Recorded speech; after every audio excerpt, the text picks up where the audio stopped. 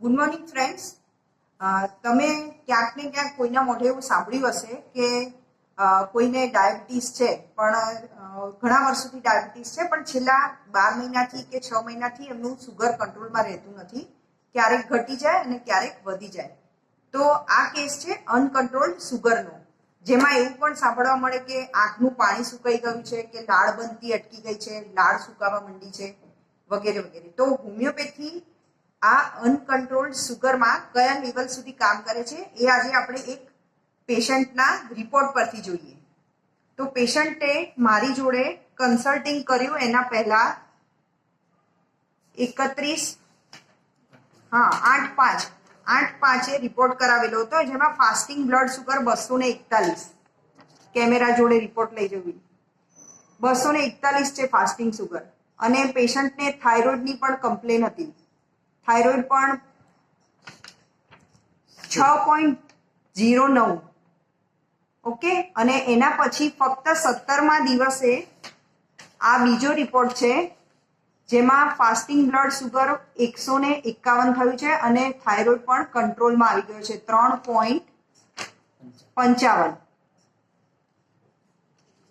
Okay.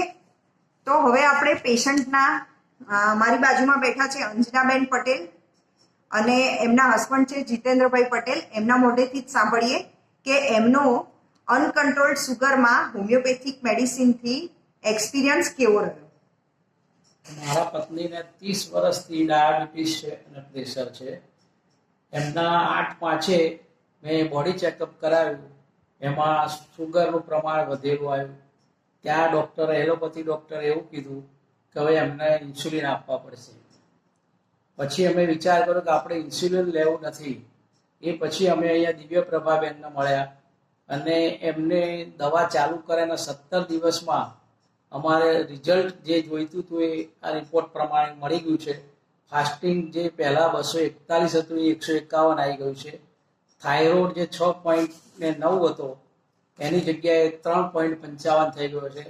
અને એમને સાયકાટ્રિકની અસર છે, એટલે જમણા પગે આખા પગે લાય બળે છે. એમાં પણ થોડો ઘણો ફેરફાર થયો છે, એટલે સુધારા ઉપર છે. અને આંખમાં તો એમને એક આંખે તો વિઝન જતું રહેલું છે, કારણ કે આ ડાયાબિટીસના કારણે ઘણા લાંબા સમયથી છે. પણ મને એવું લાગે છે કે હોમિયોપેથિક દવાથી સારું થઈ જશે અને હવે જે અમારે ઇન્સ્યુલિન નહીં લેવા પડે એ મોટો ફાયદો છે. Okay, thanks.